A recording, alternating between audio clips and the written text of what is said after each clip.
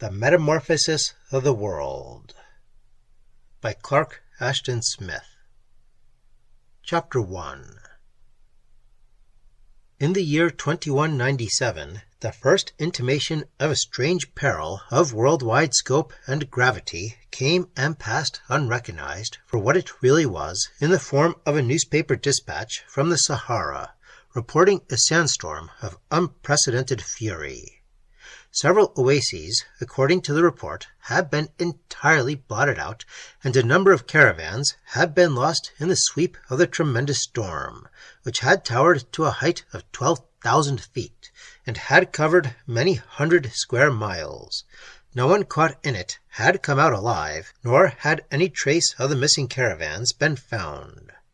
Subsequent dispatches brought the news that the affected region was full of minor upheavals for weeks after the cessation of the main disturbance, and that a furor of superstitious fear had been excited among the desert tribes who believed that the end of the world was now imminent.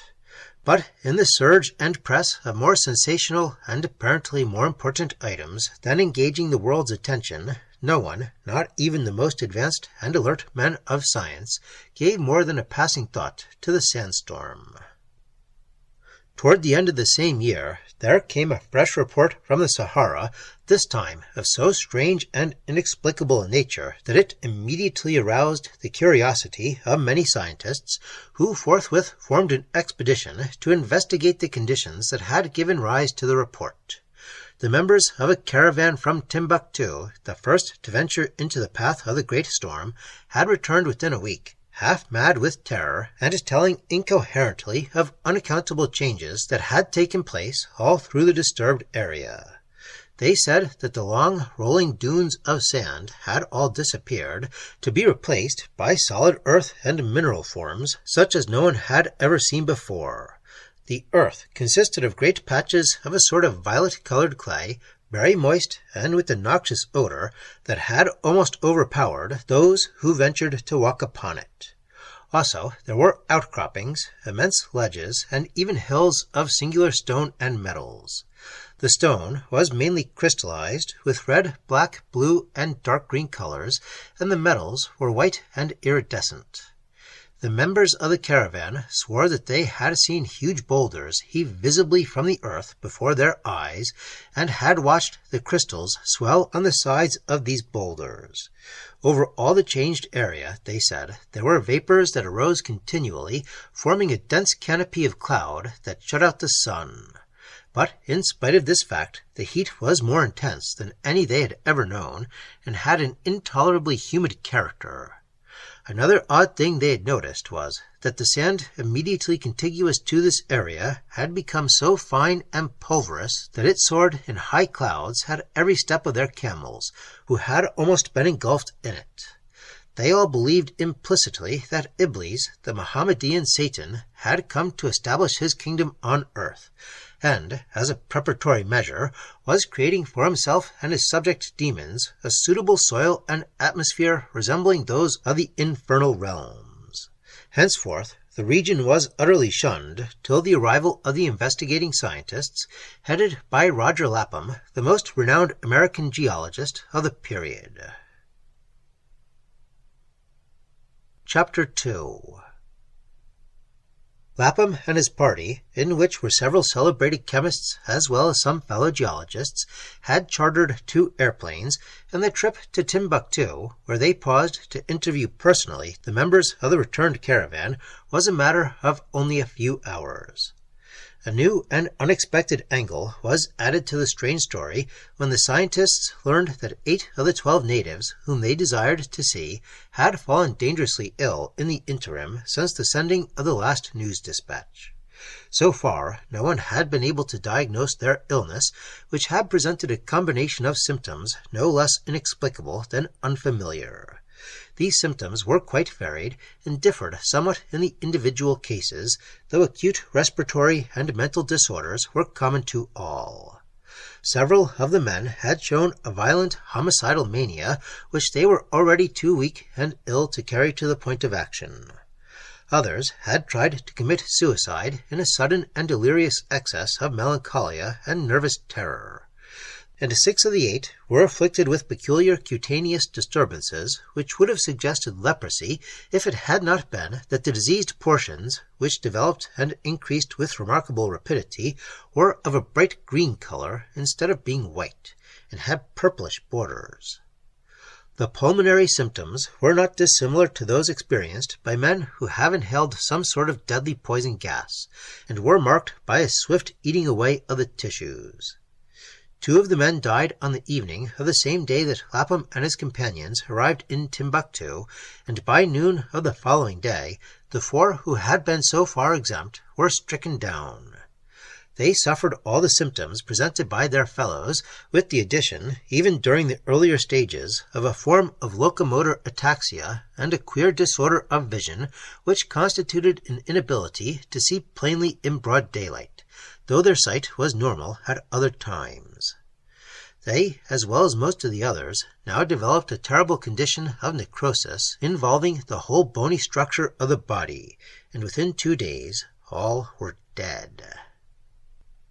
Lapham and his brother scientists talked with these men and did what little could be done to palliate their agonies. No more could be learned, however, than the news dispatches had already proffered in the way of information, apart from the fact that the caravan members all attributed their illness to contact with the uncanny clay and minerals on which they had come in the heart of the Sahara. Those who had ventured the furthest into the strange area had been the first to develop this illness.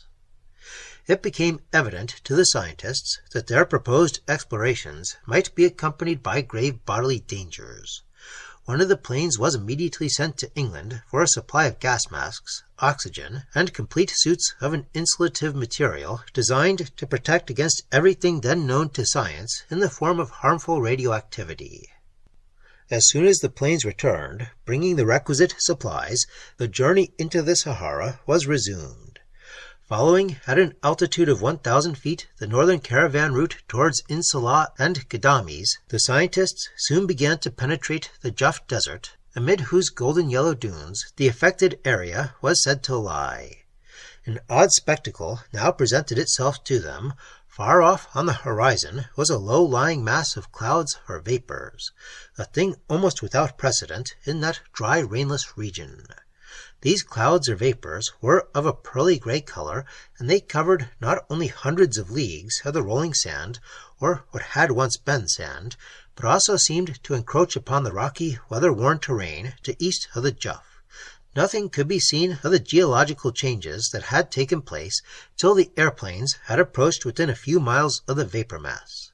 Then the exploring party had a glimpse of the varicolored soil and minerals described by the natives, now dimly discernible through the writhing fumes that still arose from them. Before landing, the scientists flew slowly above the vapors to determine their extent and density. They found that the mass was circular in form and was at least 100 miles in diameter. It constituted a level and a uniform floor, dazzlingly bright in the sunshine, and with no breaks or variations anywhere. After crossing and circumnavigating the whole cloud mass, a landing was made near the southern verge, and the expedition proceeded to encamp. The day was still new, since they had made an early start, and Lapham and the others were eager to begin their investigations without delay. Putting on their insulative suits and equipping themselves with the gas masks and oxygen tanks, the whole party set out forthwith. They had not gone far when they encountered the fine sand or dust of which the caravan members had spoken. They sank to the waist in this sand at every step, but its inconceivable lightness made their progress not so difficult as it would normally have been. At every footfall, at every touch or movement, the fine powder soared in a huge cloud, which, as they had occasion to observe, took hours to settle itself again. None of them had ever seen such dust before, and the chemists in the party could scarcely wait to analyze it. At last, after much wandering and floundering in the dust cloud, through which they could see nothing, Lapham and his companions drew themselves out on a margin of the strange violet soil. The contrast of this wet, steaming clay with the gulfs of atom-like powder that surrounded it was so inexplicable, so utterly amazing, as to baffle and dumbfound all conjecture. The substance was unearthly in its bizarreness, and the heat that emanated from it was almost beyond endurance. The scientists had sweltered in their heavy airtight suits while crossing the zone of dust, but now they were subjected to actual suffering. At every step their astonishment grew, for the dim landscape beneath the vapors was such as no human eye had ever seen before. Gigantic ledges of crystallized rock forms arose in the foreground, and about the crystals there was something, even apart from their curious black, blue, red, and dark green coloration, which served to differentiate them from anything classified by geologists. They were prodigious in size, and had innumerable facets and a look of geometrical complexity foreign to all normal rocks. There was a sinister vitality in their aspect, too, and the tale of the natives, who purported to have seen them grow and swell, became almost comprehensible. Somehow they resembled living organisms as much as minerals. Everywhere, also, were outcroppings of the white and iridescent metals that have been described. As the party advanced, the ledges grew larger and towered overhead in cliffs and precipices and crags, among which the explorers found a tortuous, winding way. The crags were horned and beetling, and weird beyond imagination. It was like a scene in some other world, and nothing to which the scientists came in the course of their wanderings was in any manner suggestive of the familiar terra firma. After groping their way through narrow rifts and along the rim of fantastic scarps, where all foothold was precarious, they emerged amid the crags on the shelving shore of a lake of blackish-green water, whose full extent was indeterminate. Lapham, who was ahead of the others, half lost in the coils of the rising vapors, cried out suddenly, and when his companions overtook him, they found him stooping above a queer plant with an etiolated fungus-like stalk and broad serrate leaves of a carnal crimson, mottled with grey blotches. Round it, the pinkish lips of younger plants were protruding from the soil, and they seemed to wax visibly beneath the astounded gaze of the explorers. "What on earth is it?" cried Lapham. "As far as I can see, it isn't anything that could legitimately exist on Earth," rejoined Sylvester, one of the chemists, who had made a sideline of botany. They all gathered about the queer plant and examined it minutely. The leaves and stalks were extremely fibrous in their texture, and were full of deep pores like those of coral. But when Lapham tried to break off a portion, it proved to be very tough and rubbery, and the use of a knife was necessitated before the branch could be severed. The plant writhed and twisted like a living creature at the touch of the knife, and when the operation was finally accomplished, a juice that bore a startling resemblance to blood in its color and consistency began to exude slowly. The severed section was placed in a knapsack for future analysis. Now the scientists proceeded toward the margin of the lake. Here they found some plant growths of a different type, suggesting calamites or giant reeds. These plants were 20 feet tall and were divided into a dozen segments with heavy, swollen-looking joints. They had no leaves, and their hues varied from a leaden purple to a leprous white with green shadowings and veinings. Although there was no wind, all of them were swaying a little, with a sound like the hissing of serpents. As Lapham and his confreres came closer, they saw that the reeds were covered with lip-like formations that recalled the suckers of an octopus. Sylvester was now in advance of the others. As he neared the foremost plant, the thing swayed suddenly forward with all the suppleness and celerity of a python and encircled the chemist in a series of constricting coils. Sylvester screamed in terror as the coils tightened about him, and the others ran instantly to his aid, though dumbfounded and well-nigh stupefied by the strangeness of the happening. Several of them carried clasp knives, and these were at once requisitioned in effecting his release. Lapham and two of the chemists began to hack and saw at the horrible coils, while the reed continued its constriction about the limbs and body of the helpless man. The plant was amazingly strong and resistant, and Lapham's knife blade broke before he had sawed half through the section upon which he was engaged. His companions, however, were more successful, and at length the diabolical growth was severed in 2 places, one of which was not far from the root. but the coils still clung around their victim, who had gone suddenly pale and limp, and who now fell in a dead faint as his companions finished their task. It was found that some of the sucker-like formations had penetrated his insulative suit and were actually embedded in his flesh. Slowly, in squirming segments, the coils were cut away, but nothing could be done at present with the suckers for want of the proper surgical instruments, and it was obviously imperative that Sylvester should be taken back to camp as quickly as possible.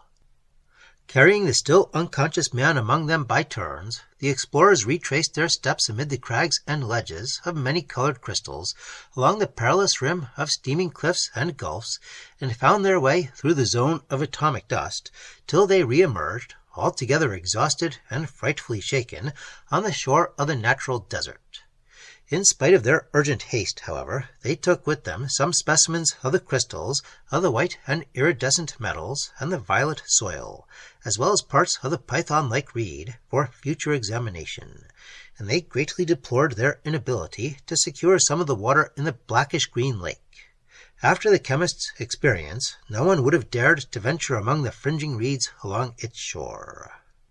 Sylvester required immediate attention, for he was white and bloodless as a vampire's victim, and his pulse beats were very slow and so feeble as to be almost indetectable. His clothing was removed, and he was stretched on an improvised operating table. It was now seen that the portions of his limbs and trunk in which the suckers had implanted themselves were horribly swollen and discolored, and this swelling rendered the task of removal all the more difficult. There was nothing to do but cut the suckers out, and after the administration of an opiate, which seemed scarcely needful under the circumstances, the operation was performed by Dr. Adams, the physician of the party. It was evident that Sylvester had been dreadfully poisoned by the suckers, for even after their removal, the flesh in which they had sunk continued to swell, and soon turned to a putrescent black, which threatened to involve his whole body.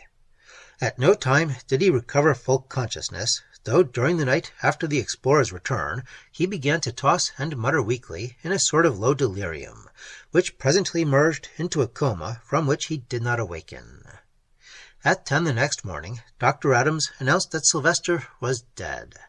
It was necessary to inter him at once, for his body presented the appearance and all the usual characteristics of a week-old corpse. A sense of ominous gloom and oppression was thrown over the whole party by the chemist's fate, but it was of course felt that nothing should be permitted to delay or interfere with the work of investigation that had been undertaken. No sooner had the unfortunate Sylvester been laid to rest in a hurried grave amid the Saharan sands, when his fellow scientists began eagerly their examination of the specimens they had secured. These were all studied under powerful microscopes, and were subjected to chemical analysis of the most searching and rigorous order. Many known constituents were found, but all of these were immingled with elements for which chemistry had no names. The molecular formation of the crystals was more intricate than that of any substance known on Earth, and the metals were heavier than anything so far discovered. The cellular composition of the two plant forms was oddly similar to that of animal bodies, and it was readily ascertained that they were intermediate between animal and vegetable kingdoms, partaking of the character of both. How such minerals and plants could have appeared suddenly in a location so obviously impossible even for the fostering of normal forms was a theme of endless argument and inconclusive surmise between Lapham and his confreres. For a while, no one could propound a theory that seemed at all plausible or credible. Apart from everything else, they were puzzled by the zone of fine dust about the changed area.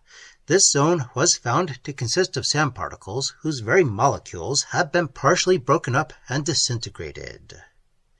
"It looks," said Lapham, "as if someone or something had blown up all the atoms in this part of the Sahara and had then started a totally new process of reintegration and evolution with the development of soil, water, minerals, atmosphere, and plants such as could never have existed on the Earth during any of its geological epochs." This startling theory was discussed pro and con, and was finally adopted as the only explanation that contained elements of possibility. But it remained to determine the agency of the geological and evolutionary changes, and of course no one could propound anything decisive as to the nature of the agency. The whole thing was enough to stagger the imagination of a Jules Verne, and with scientists of such indubitable rectitude as Lapham and his fellows, the fantasies of lawless imagination had no place. They were concerned only with things that could be verified and proven according to natural laws. Several days were devoted to analyzing, reanalyzing, and theorizing.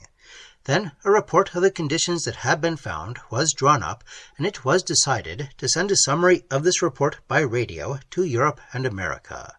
An attempt to use the radios carried by the party revealed a peculiar condition of absolute static that prevailed above the vapor-covered region. No messages could be sent or received across this region, though communication was readily established with points that were not in a direct line with the new area, such as Rome, Cairo, Petrograd, Havana, and New Orleans. This condition of static was permanent. At least, many repeated efforts at all hours of the day and night were utterly ineffectual. One of the planes, carrying a radio apparatus, soared to a height of 9,000 feet above the encampment and sought to establish the desired connection, but in vain. It was necessary for the plane to cross the whole cloud mass to the northern side before New York and London could receive and return its messages. It would seem, observed Lapham, as if some sort of ultra-powerful cosmic ray that prevents the passage of radio vibrations had been turned on this part of the Sahara. Evidently, there is a screen of interfering force.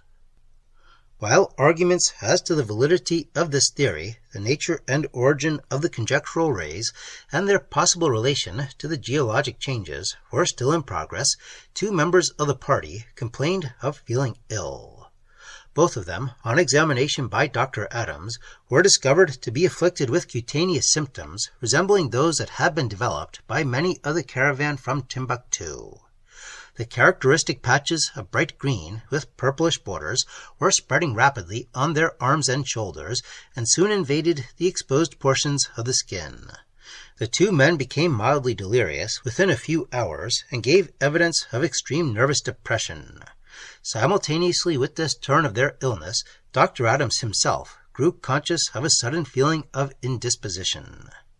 Obviously, the insulative clothing worn by the explorers had been inadequate for their protection against whatever lethal forces were inherent in the new soil, minerals, and vapor-laden atmosphere. It was decided that the party must return to civilization immediately before others should be stricken. Camp was broken up, and the two planes were headed for Great Britain. During the brief journey, all of the scientists began to fall ill, and the pilot of one of the planes collapsed, allowing the controlless air vessel to plunge into the Atlantic near the coast of Spain. The crew of the second plane, seeing the accident, flew gallantly to the rescue and succeeded in saving Lapham and Dr. Adams, who were struggling in the waters. Their companions, including the sick pilot, were all drowned. It was a sad remnant of the expedition which landed at the London airport several hours later. Chapter 3.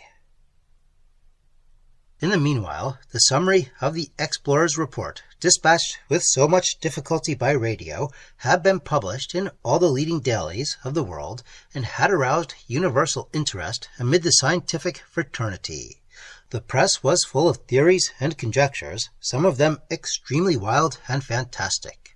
One journal went so far as to insinuate that the Saharan manifestations were part of a plan for world domination that was being put into practice by the United Oriental Federation, which then included China, Indochina, Burma, and Japan, and others were inclined to name Germany as the instigator. On the very same day when Lapham and his companions reached London, there came from the United States the news of a terrible and mysterious cataclysm which had occurred in Missouri and which had involved at least half of this state. Though the time was still midwinter and the ground was covered with unmelting snow, a tremendous storm of dust had appeared, in which many towns and cities, including St. Louis, have been utterly swallowed up. All communications with these towns and cities have been cut off, and no message, no living thing, nor evidence of life had come forth from the storm. There were great billowing clouds that soared to a stupendous height, and from which emerged a sound like the rumbling of thunder or the explosion of unaccountable tons of dynamite. The dust of unbelievable fineness settled upon many miles of the adjacent area, and nothing could be done or determined for days, since all who dared to approach the raging storm were instantly lost and never returned. The terror and mystery of a cataclysm so unparalleled, so far beyond all explanation or imagination, fell like a black pall upon the United States and horrified the whole civilized world. The dust from the storm, which was analyzed at once, was found to consist of partially disintegrated molecules, and it required no great reach of fantasy for scientists, reporters, and the general public to associate the upheaval with the Saharan sandstorm that had given birth to a terrain of unearthly strangeness. The news was brought to Lapham and his fellows in the hospital to which they had been taken from the plane. Several of the party were already too ill to comprehend intelligently what had taken place, but Lapham and Dr. Adams, both of whom were less severely stricken than the others, were at once prepared to comment on the report from America. "I believe," said Lapham, "that some cosmic process has been instituted which may threaten the integrity and even the continued existence of our world, at least of any world which we could call ours, and in which human beings could dwell and survive. I predict that within a few weeks, geological and atmospheric conditions similar to those which we found in the Sahara will also prevail in Missouri." This prophetic utterance, made to reporters from the Times and the Daily Mail, received considerable publicity and added to the worldwide consternation and terror that was being felt. While dispatches announcing the continuation of the atomic storm were still agitating 5 continents, several of the returned explorers died from the unknown malady by which they had been seized. Their cases were characterized by nearly all the symptoms that had been noted in the members of the unfortunate caravan from Timbuktu, but lacked the pulmonary disorders from which it was evident the use of oxygen tanks had saved the expedition. Extreme weakness, melancholia, the green leprous patches, locomotor ataxia, partial blindness, and the final necrosis of the bones were all present, and little could be done to mitigate them by any of the attendant doctors, among whom were the most renowned specialists of Great Britain, France, and America. Lapham and Dr. Adams were the only members of the party who survived, and neither of them was ever wholly well at any future time. Till the end of their days, both men suffered from more or less mental depression and from recurrent outbreaks of the cutaneous symptoms. An odd aftermath of the whole affair was that similar maladies were contracted in a milder degree by many scientists who examined the mineral and vegetable specimens that had been carefully brought back from Africa by the expedition.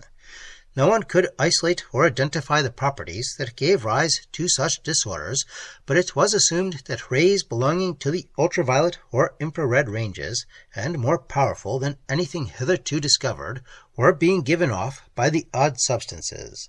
These rays, it was all too evident, were deleterious to human health and life. While Lapham and Dr. Adams were still lying in hospital, fresh news items continued to come from America. One of these items was that 2 planes driven by world-famous aviators had tried to surmount the terrific dust storm that still raged in Missouri. The storm, like its Saharan fellow, was about 12,000 feet in height, and it was not thought that any difficulty would be encountered in crossing it at a sufficient altitude. Also, it was believed that some valuable data might be gathered thereby. The planes flew to an elevation of 13,000 feet before approaching the borders of the storm, but on passing above the rim of the involved area, they were both seen to disappear suddenly in midair by people who were watching their flight with field glasses. Neither of the planes ever returned to Earth, nor could any sign of them be located. "Fools!" cried Lapham when he heard the news of their disappearance. "Of course, when they invaded the vertical area of the storm, they were exposed to the same disintegrative influences that are operating on the Earth below. These influences, as I surmised, are coming from outer space. The planes and their aviators have been dissolved into submolecular dust." No more attempts were made to cross the storm, and a widespread exodus of people from the adjacent regions, which had been going on ever since the initial cataclysm, became almost universal in the next few days. Hardly anyone remained, with the exception of a few redoubtable scientists who wished to be on the ground for purposes of investigation when the upheaval should subside. Within a week, the storm began to lessen in height and fury, and the clouds became broken and less dense. But, as in the case of the African disturbance, there were minor agitations and upswellings for another week or more. Then it was perceived that masses of vapor were replacing the dust, and a solid canopy of pearly-gray cloud was soon formed above the whole region. All around this region, the winter snows were buried beneath a mile-wide zone of the submolecular powder. In spite of the awful fate that had befallen the Timbuktu caravan and the geological expedition, there were several scientists brave enough to venture within the St. Louis area when the rising vapors gave proof that the processes of disintegration were at an end. They found the same exotic soil, the same minerals, metals, and water that had been discovered in the heart of the Juf Desert, but the alien plant forms had not yet begun to appear. Some of the water was secured for analysis. Apart from the usual constituents of water, it was found to contain an element oddly similar to a certain synthetic gas, more lethal than anything hitherto devised, which had lately been invented for use in warfare. This element, however, was not decomposable into the separate elements from which its analog had been formed by American chemists. Still another gaseous component was isolated, but could not be identified or allied with anything familiar to chemistry. Scarcely had the analysis been completed and its results given to the world when the chemists who had undertaken the analysis, and also the investigators who had obtained the water, were all stricken down with an illness which differed in certain ways from the one that had been undergone by their Saharan predecessors. All the usual symptoms were presented, and coincidentally there was a falling out of all the hair on the heads, faces, limbs, and bodies of those affected, till not even the finest down remained. Then all the places where the hair had been were covered rapidly with a gray formation resembling mold. The formation, on being analyzed, was proven to consist of minute vegetable organisms, which increased with remarkable fecundity and soon began to eat the skin and flesh beneath. No antiseptic could combat the ravages of the gray mold, and the victims died in atrocious agony within a few hours. It was surmised that the water must have given rise to these new symptoms by some process of infection, but how the infection could have occurred was a mystery, since all manner of possible precautions had been taken in handling the water. A little before the death of these hardy investigators, two singular astronomical discoveries were made. Lapham's theory that rays of an ultra-powerful type were being turned upon the Earth from some ulterior source had led to an intensive study of the neighboring planets, particularly of Mars and Venus, through the new telescopes with 400-inch reflectors with which observatories in Colorado and the Spanish Pyrenees have been equipped. It was thought that the rays might be emanating from one of the planets. Mars, by this time, was definitely known to be inhabited, but little had been yet learned about Venus, on account of the cloudy envelope with which that world is surrounded. Now, under the close continual scrutiny to which it was subjected, 3 flashes of white light, occurring at intervals of 70 minutes, and lasting for about 90 seconds, were seen to pierce the cloudy envelope in a region not far from the equator of Venus. The 3 flashes emanated from the same spot. A little later, during the same night, Dr. Malkin of the Colorado Observatory, though all his interest was still centered on the orb of Venus, now almost at meridian, was forced to observe within his field of vision a tiny satellite or asteroid which was apparently following the revolution of the Earth. observations were made, leading to the sensational discovery that this new satellite was not more than 1,000 miles distant and was paralleling the movement of the Earth in a position exactly above the state of Missouri. Calculations revealed that it was about 200 feet in diameter. Dr. Malkin's two discoveries were announced to the world and were followed the next day by a report from the Pyrenean Observatory telling of another tiny body that had been located far in the south, directly above the vapor-shrouded region in northern Africa. In size, movement, and distance from the Earth, this body was similar to the American satellite.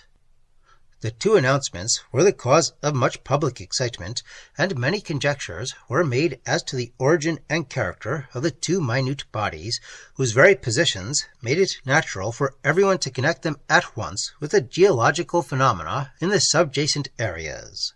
It remained, however, for Roger Lapham to predict that the three flashes of Venus, observed by Dr. Malkin on the same night as his discovery of the first body, would soon be followed by the appearance of three new satellites, and also by three more storms of dust in different parts of the world. "I believe," said Lapham, "that the satellites are mechanical spheres that have been discharged from Venus, and that they contain living beings, and also apparatus for the creation and use of the destructive and recompositive rays that have brought about the singular manifestations in Africa and America. The flashes that Dr. Malkin saw were doubtless caused by the discharge of new spheres, and if Venus had been under continual observation by the new telescopes, two earlier flashes would have been seen, one preceding the atomic storm in Africa, and the other the storm in America. I am at a loss to understand, however, why the two spheres were not observed long ago, since it is probable that they have been within telescopic range ever since the onset of the atomic storms." Chapter 4. There was a great division of opinion among scientists, as well as among the general public, concerning the validity of Lapham's theory on the origin of the satellites, but no one felt any doubt regarding their problematic relation to the dust storms and the new terrains. It was perceived that the two orbs were different in color, the African orb inclining to a ruddy tint, and the American to a bluish tint. But suddenly, under Dr. Malkin's observation 2 nights after the initial discovery, this latter orb took on the reddish hue of its African fellow. Lapham, on hearing of this, went so far as to venture a surmise that the changing colors of the sphere had some connection with the nature of the rays that were being emitted, and that probably the bluish color was associated with the ray promoting the integration of mineral forms, and the reddish with one that had relation to the development of vegetable life. "What I think is," he went on, "that the people of Venus are trying to establish in certain parts of our world the geological, botanical, and meteorological conditions that prevail in their own. The establishment of such conditions is no doubt preliminary to an attempt at invasion. The Venusians, it is likely, could no more exist under the conditions that are favorable to us than we could under theirs. Therefore, before coming to Earth, they must create for themselves a suitable environment in which their colonies can land. Certainly, the hot, steaming soil and vaporous atmosphere found in the Sahara and in Missouri are similar to those that characterize the planet Venus." Though some were still incredulous or unable to realize imaginatively what was taking place, a wave of terror inundated the world at the promulgation of this surmise. Henceforward, the cool theorizing of Lapham and other scientists went on side by side with outbursts of frantic fear and of old-time religious hysteria on the part of the multitude. No one could know when and where the weird extraplanetary menace would strike next, nor the possible scope of its operations, and the dread anticipation of this menace became a demoralizing and paralyzing force that affected more or less the field of nearly all human activities. The men of science, the astronomers, the chemists, the physicists, the inventors, the electricians, the medical brotherhood, were the only classes of society who, as a whole, went about their usual work with a quickening rather than a slackening of their faculties. Researches were rapidly begun in laboratories all over the world, to find medical agents that would be efficacious in fighting the new diseases caused by contact with the Venusian minerals, air, water, and vegetable forms, and in spite of the certain danger, many excursions were made into the vapor-hidden terrains to procure the needful substances for study in the various laboratories. The tale of resultant death and suffering was long and sad, and testified to the undauntable heroism of human scientists. Also, a number of inventors who had long sought the secret of a process by which molecules and atoms could be broken up and reintegrated on a large scale now redoubled their efforts in the hope of enabling humanity to combat the probable conversion of wide areas of the Earth into foreign atomic patterns. 4 days after the publication of Lapham's latest prophecy, there came the news of the 3 fresh storms he had predicted, which began in widely separate areas at intervals of little more than an hour. The first storm was in Mesopotamia, and Baghdad and Mosul were both lost in the towering columns of infinitesimal powder.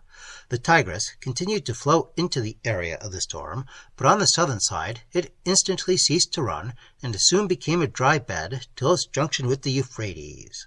The second storm occurred in the Black Forest in Germany, and the third on the huge pampas of the Argentine. A new satellite of a sulfur-yellow hue was located above Germany by the Pyrenean telescope, as well as by those of many other observatories. The satellite above Mesopotamia was too far east to be within range of European astronomers, but the astronomers of 2 observatories in the Andes were successful in locating the Argentine body, which was also of a sulfur-yellow hue. This color, it was thought, might be associated with the production and use of the disintegrative ray. The progress of a growing international panic was of course accelerated by the announcement of the new storms and satellites. People fled in numberless hordes from the neighborhood of the 3 disturbances, and grave social and economic conditions were created by this exodus. Certain industries were well nigh paralyzed. Traffic by air and land and water was seriously disordered, and the stock market of the world was thrown into dire confusion, many standard stocks becoming suddenly worthless. Even at this early stage of the Venusian encroachment, there were many consequences of a far-reaching and oftentimes unexpected order in all realms of mortal existence and effort. All the visible satellites were kept under close observation. On the night following the discovery of the sulfur-yellow orb above the Black Forest, it was found that the ruddy Saharan satellite had disappeared from its station, and no clue to its whereabouts could be obtained till the arrival of rumors from Timbuktu and Gadames telling of a strange meteor that had fallen in broad daylight upon the region of massed vapors in El Juf. It had been watched by many desert tribesmen, by several caravans, and had been visible at a great distance, falling with preternatural and deliberate slowness in a vertical line. It had seemed to descend for nearly a minute before dropping into the vapors.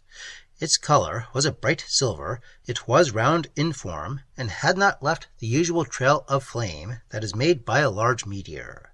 The desert peoples looked upon it as a portent foretelling the advent of Iblees and his demons. "The first Venusian colony has landed," exclaimed Lapham when these rumors were brought to him.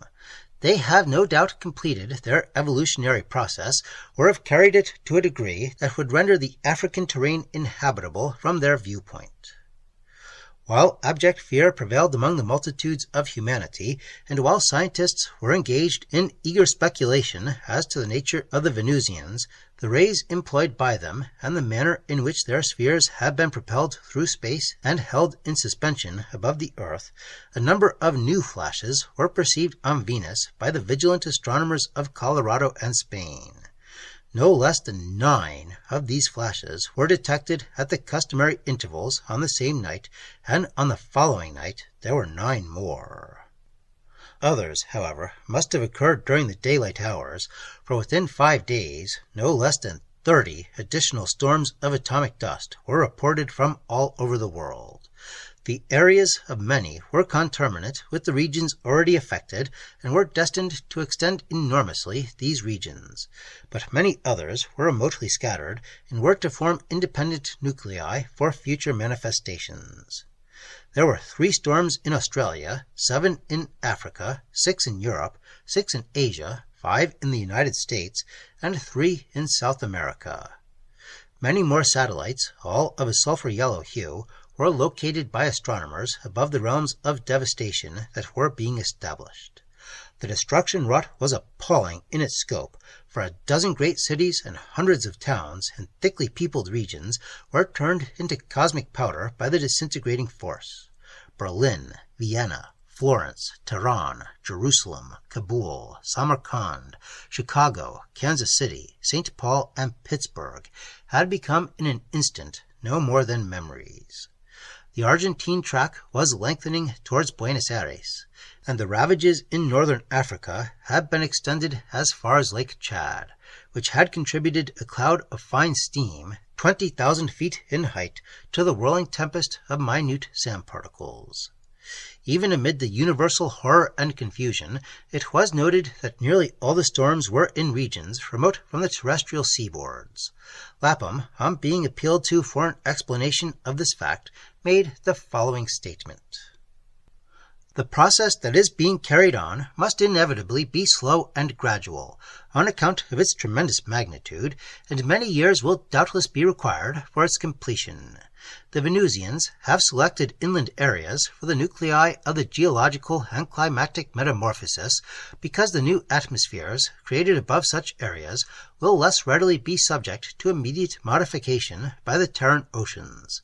However, if I am not mistaken, the seas themselves will eventually be attacked and will be vaporized and recondensed with the addition of elements favorable to the maintenance of Venusian air. The full extension of this latter process, on account of the lethal gases inherent in such air, will prove fatal to all remaining animal or perhaps even plant life of Terran origin, even if the geological changes are left incomplete. Chapter 5. Absolute madness and pandemonium were the concomitants of the 30 new storms. From the vicinity of all the centers involved, unending throngs of people poured in all directions toward the littorals of 5 continents. The entire shipping of the world, both naval and aerial, was laden with men, women, and children who sought to flee the planetary peril, and those who were not fortunate enough to find room on any of the vessels leapt into the surf or were driven from piers, cliffs, and beaches by the pressure of the crowds behind. Innumerable thousands were drowned, while the streams of refugees came on day by day, night by night, utterly crazed with insensate terror, and more of the deadly satellites were appearing and more storms were being instituted. Town after town, city after city, countryside after countryside was emptied of its inhabitants, hordes of whom were caught in the onset of additional upheavals.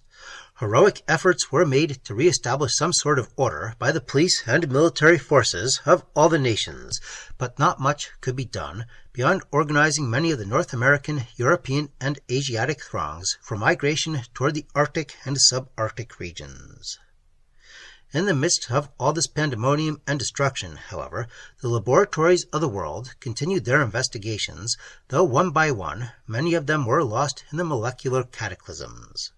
When the progress of the tracks of devastation became more and more extensive, the chemists, inventors, and various other experimenters concluded that it would be folly to remain any longer at their present posts.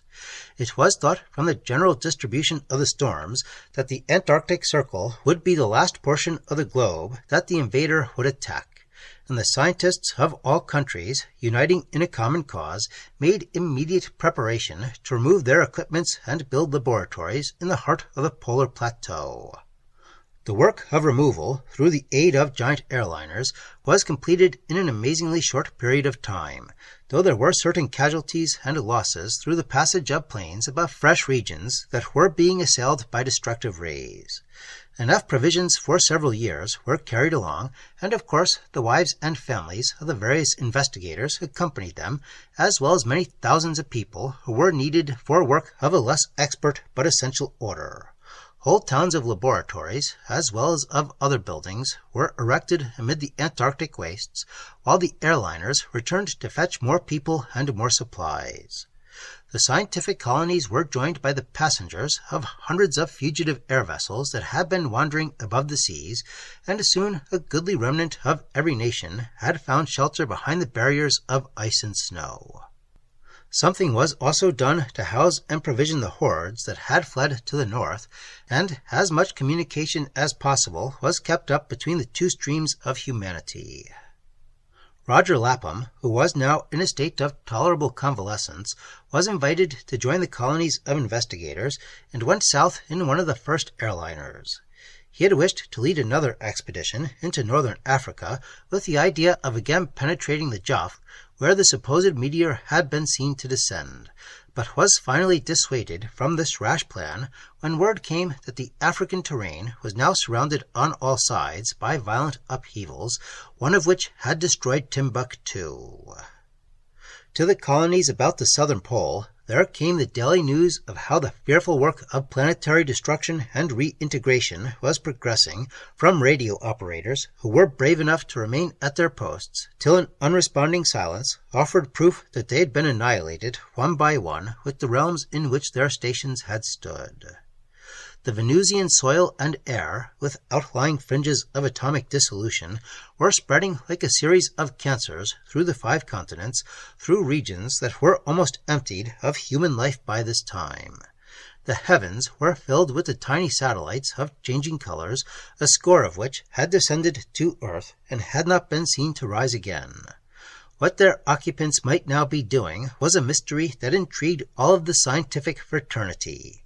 They felt the need of definite knowledge regarding these alien life forms who were obviously possessed of a high type of intelligence and who displayed mechanical resources and mastery of physics to which humanity had not yet attained. Chapter 6.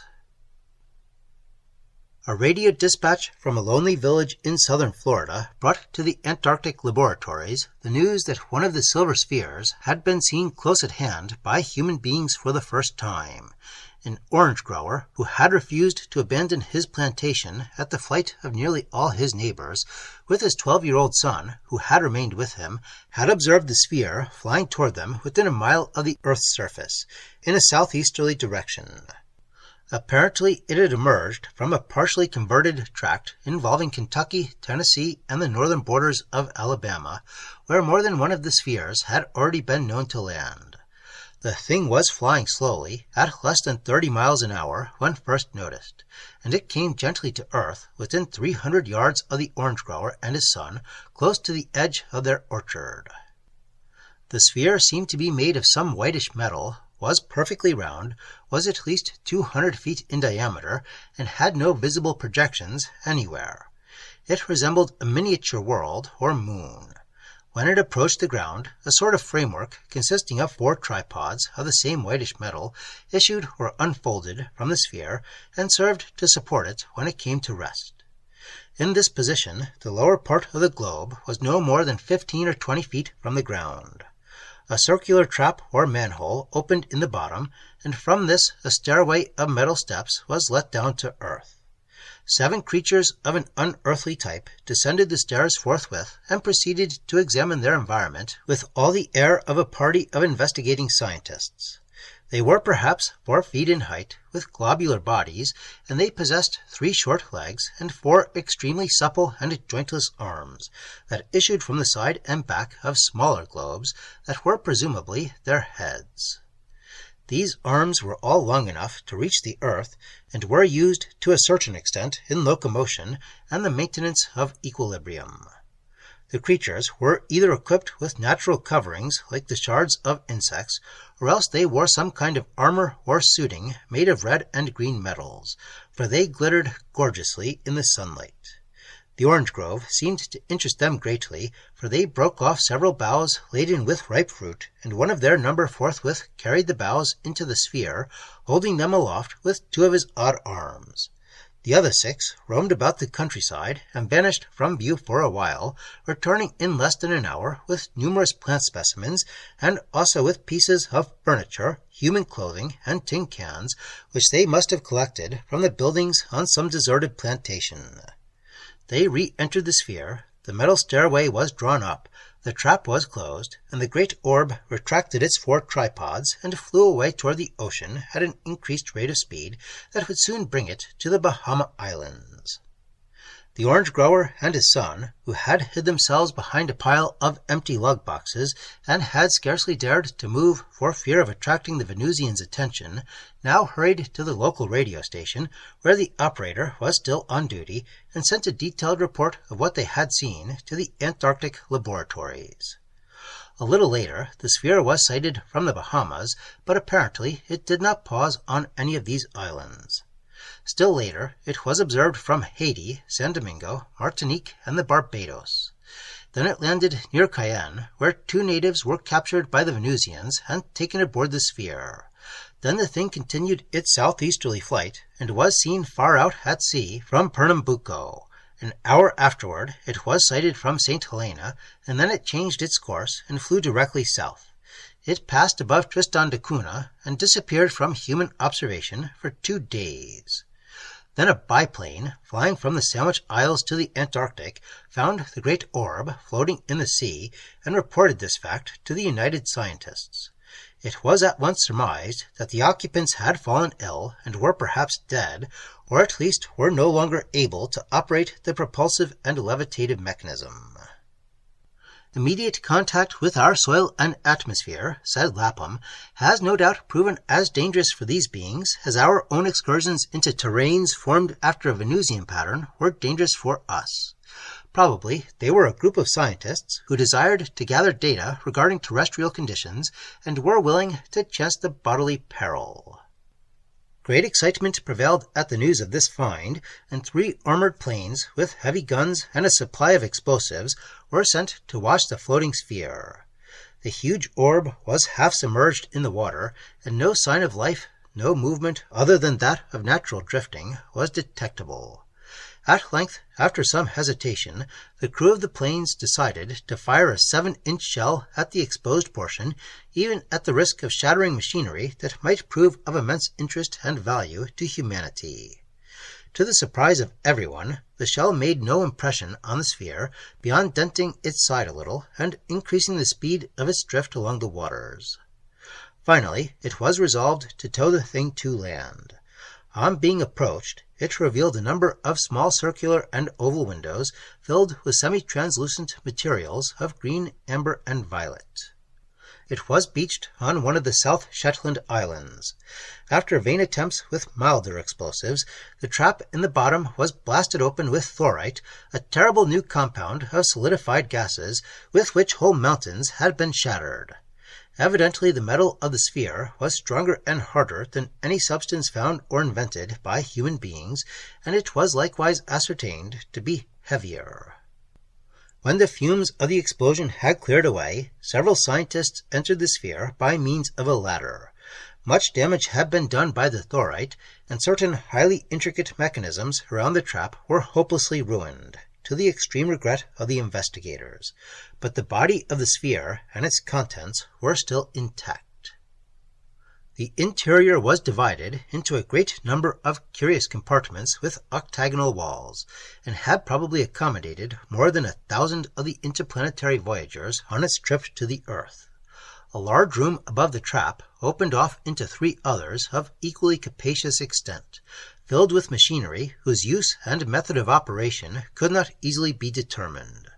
In the center of each room there stood an enormous contrivance made of about 50 metal cubes, all joined together by means of heavy quadrangular rods. These rods, in turn, were all correlated by single-stranded wires of varying thickness, forming a huge net. 3 different metals, all unfamiliar, were noted in the composition of the cubes, rods, and wires in the different rooms. From each of the central engineries there issued great curving tubes that ramified into scores of smaller tubes, arching the roof of the room in all directions, and terminating in a series of no less than 10 keyboards with many square and sphere-like knobs that were placed in a sort of elaborate rotation. The keyboards were attached to the walls. Before each of the circular windows, a device resembling a gigantic trumpet with 100 angled lens of some glass-like material in its mouth, upreared from a tube that ran directly to the core of the cube contrivance. The windows in each room were of a different color, and none of them, as well as none of the other windows in the sphere, were clearly permeable to human vision. On the outside of the sphere, opposite the large apartments, were found 3 discs that had a vague likeness to radio transmitters. All 3 were connected with the interior mechanism. It was imagined that these mechanisms were the source of the various rays employed in molecular dissolution and reconstruction. Also, it was thought that the machinery wrecked by the thorite had served to propel and levitate the sphere. After examining the apparatus in the large rooms, the scientists began an investigation of the smaller apartments, most of which had evidently been used as living quarters. The beds and furniture were truly strange. The former were round, shallow tubs lined with down-like materials of incredible resiliency, in which the globe-like bodies of the invaders had reposed, with their arms depending over the sides or coiled close to their trunks. There were eating rooms where, in metal troughs divided into bowl-like compartments, were the remains of bizarre and unidentifiable foods. The ceilings of the rooms were all low in proportion to the stature of their inmates, and the investigators were often compelled to stoop. Mechanical resource and even luxury were manifest on every hand, and there were many special devices of unknown use and operation that had probably ministered to the comfort of these odd beings. After a number of rooms had been explored, a terrific stench was perceived emanating through an open door. The bodies of 6 Venusians were found lying together where they had died, on the floor of what appeared to be a kind of laboratory. The place was filled with test tubes of unfamiliar forms and materials, and with all manner of scientific apparatus that aroused the interest and envy of the Terran investigators. The Venusians, when stricken, had manifestly been engaged in dissecting the body of one of the natives captured in Guyana, which was stretched and tied down on an operating table. They'd flayed the dead Indian from head to foot and had laid open his entire viscera. The corpse of his companion was never found, but the contents of a number of tubes on analysis were discovered to represent the sundry chemical elements of which the human body is composed. Other tubes contained in solution the elements of oranges and other terrestrial fruits and plant forms. The dead Venusians were no longer clothed in the gorgeous green and red shards that the Florida planter had reported them as wearing. They were quite naked, with bodies and limbs of a dark gray color. Their skin was without any sign of hair, and was divided into rudimentary scales or plates, suggesting they had evolved from a reptilian ancestor of some unearthly type. But nothing else in their anatomy was denotive of the reptile, or indeed of any Terran mammalian form. Their long, curving arms and round bodies, with neckless, globular heads, offered a vague hint of enormous tarantulas. The heads were equipped with 2 small sucker-like mouths protruding from the lower part, and were without anything that suggested oral or nasal organs. They had a series of short, retractile appendages arranged at regular intervals about their whole circumference, above the beginning of the 4 arms. In the end of each appendage was an eyeball with many crystal-like facets, and every eyeball was of a different color and possessed a different formation and disposition of facets. On re-examining the mass of wrecked machinery, the 7th Venusian was found. His body had been blown into fragments and buried under a heap of twisted tubes and wires and discs. Apparently, when stricken down by the same illness as the others, he had been guiding the course of the great orb, and perhaps in falling or in the throes of his culminative agony, had stopped the working of the propulsive mechanism. It was learned that all the Venusians had been slain by certain streptococci comparatively harmless to human beings, with which they had been infected through contact with the dead Indians. The finding and opening of the sphere created supreme interest and even aroused much hope among the united scientists. It was felt that if the principle of the disintegrative and reconstructive rays could be ascertained, much might be done to reconquer the world, or, at least, to stem the Venusian encroachments. But the 3 mechanisms of cubes, tubes, and wires, and their manifold keyboards, baffled all ingenuity and all the mechanical science of the investigators for a long while. In the meantime, all those who had entered the sphere were smitten with unearthly diseases, and many died or were incapacitated for the remainder of their lives. Chapter 7. Weeks and months went by and lengthened somehow into a year. The metamorphosis of the world had gone slowly on, though after a term of 3 months, no more of the deadly satellites had appeared from outer space. Lapham and others conjectured that perhaps the invasion from Venus had been undertaken with the sole idea of relieving a problem of overpopulation, and had ceased with the solving of this problem. More than 200 of the metal spheres had fallen under observation, and allowing only 1,000 occupants for each, it was estimated that at least 200,000 of the hostile foreign entities had taken up their abode on Earth. After partially converting all the continents, many of the spheres, as Lapham had predicted, were now attacking the seas, and immense storms of vapor were reported daily from the Atlantic, Pacific, and Indian Oceans. Even in the polar realms, the inevitable climatic and atmospheric changes were being felt. The air was already warmer and moister, and deleterious elements were invading it at the same time, causing a gradual increase of pulmonary maladies among the survivors of the human race. However, in spite of all this, the situation had begun to present a few hopeful factors. Invention, beneath the spur of dreadful necessity, had made new progress, and some valuable scientific discoveries had occurred. Machinery for the direct utilization and conservation of solar energy on a large scale had been perfected, and gigantic refractors had been devised by which the heat of the sun could be magnified and concentrated. With these refractors, large areas of eternal ice and snow were melted away, revealing a rich soil that was now utilized for agriculture and horticulture. With the resultant amelioration of living conditions, humanity proceeded to entrench itself firmly, and with a fair degree of comfort, in regions that had once been deemed altogether uninhabitable. Another valuable invention was a televisual instrument of range and power beyond anything hitherto devised, by which, without the aid of a transmitting apparatus, sight images could be picked up at any Terran distance. The use of a well-known ray in connection with this invention made it possible to penetrate the vaporous air that enshrouded the new terrains, and to watch the habits, movements, and daily life of the invaders. In this way, much astounding knowledge was soon acquired concerning them. It was found that they had built many cities of a peculiar squat type of architecture, in which some of the buildings were septangular and octagonal, and others were cylinder-like or spherical in form.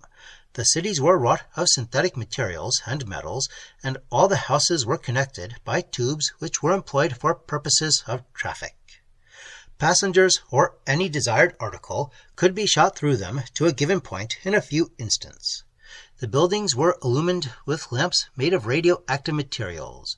The Venusians had also begun the growing of ultra-terrestrial fruits and vegetables, and the breeding of certain creatures that were more like gigantic insects than animals. The vegetables were mainly fungoid, were of prodigious size and complicated structure, and many of them were grown in artificial caverns beneath the stimulation of green and amber rays produced from orb-like mechanisms. The habits and customs of the Venusians differed, as might be imagined, from those of human beings. It was learned that they required very little sleep, 2 or 3 hours being enough for the majority of them. Also, they did not eat more than once in 4 days. After their meals, they were very torpid for half a day, and did not engage in much activity. This, in the eyes of many scientists, gave support to the theory that they had evolved from a reptilian form. They were bisexual, and in further support of the above theory, their young were hatched from eggs. Apart from the vegetables aforementioned, their foods consisted of a great number of substances formed through chemical processes of a recondite order. They had a sort of pictorial art of a geometric type resembling cubism, and a written literature that seemed to be concerned mainly with scientific and mathematical problems. It could not be found that any religious customs or rites were observed among them, and their trend of mind was predominantly scientific and mechanical. they had evolved a purely materialistic civilization and had carried it to a point far beyond that of the Earth peoples. Their knowledge of chemistry, physics, mathematics, and all other branches of science was so profound that it seemed well nigh supernatural. The sundry instruments, tools, and engines that they employed were a source of perpetual marvel to human inventors. There were optical instruments with a series of revolving lenses arranged above each other in metal frames, by means of which they apparently studied the heavens, in spite of the cloudy pall that hung forever upon their dominions. It was thought, however, that perhaps their myriad-faceted eyes were more or less televisual and could penetrate many materials impervious to human sight. In support of this theory, the semi-opaque windows of the fallen sphere were recalled. That which evoked the keenest interest was the type of mechanism they had invented for the amplification of all sorts of cosmic rays, of solar light itself, and even the most delicate and imperceptible emanations in the spectrum of remote stars. By a process of repercussion and concentration, such rays were compelled to afford power beyond that of steam and electricity. The magnified vibrations were employed in the breaking up of atoms and in their reconstruction. The breaking up, it was soon learned, could be done in more than one way, according to the intensity of the vibration used. By means of the higher vibrations, a terrific explosion could be caused in destroying one or two molecules and reducing them to their ultimate electrons. But the milder vibrations caused a more slow and incomplete explosion in which the atom formation was partially destroyed. This latter process was the one that had been used as a preliminary to the transformation of the world.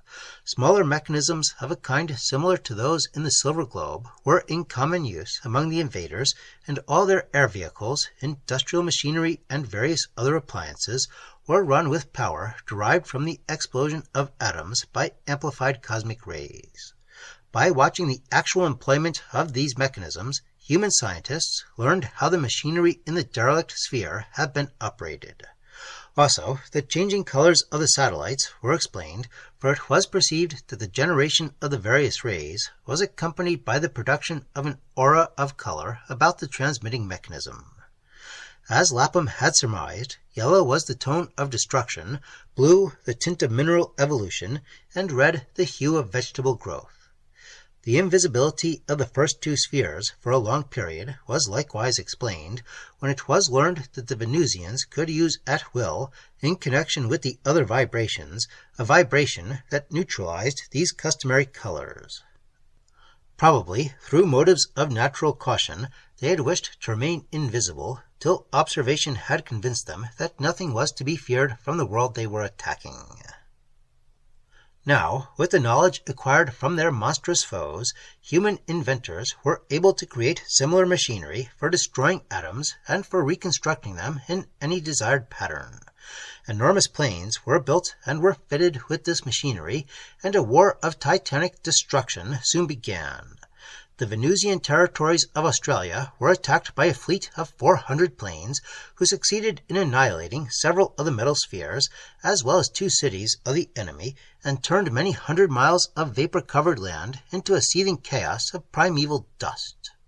The invaders were totally unprepared, for evidently they had despised their human enemies and had not thought it worthwhile to watch their movements and activities at any time.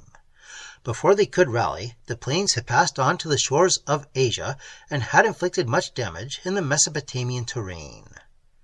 At the present time, after 20 years of a warfare more stupendous than anything in human history, a fair amount of territory has been regained, in spite of terrible reprisals on the part of the Venusians. But the issue is still in doubt and may not be decided for hundreds of years to come. The invaders are well entrenched, and if reinforcements should ever arrive from Venus, the tide may turn against humanity. The real hope lies in their limited number, and in the fact that they are not thriving physically in their new environment, and are slowly becoming sterile, as well as subject to a multitude of maladies, due, doubtless, to the incomplete conversion of the Earth and its atmosphere, and the tendency of Tellurian atom structures to re-establish themselves, even apart from the reintegration carried on by the scientists. On the other hand, the vitiation of our seas and air by the introduction of deadly gases is not favorable to human life, and the powers of medical science are not yet able to cope fully with the unusual problems offered. Roger Lapham, whose clear, logical brain and prophetic insight have always been a source of inspiration to his fellows, has died lately and is mourned by all. But his spirit still prevails, and even if humanity should lose in the long and catastrophic warfare with an alien foe, the tale of mortal existence and toil and suffering will not have been told in vain.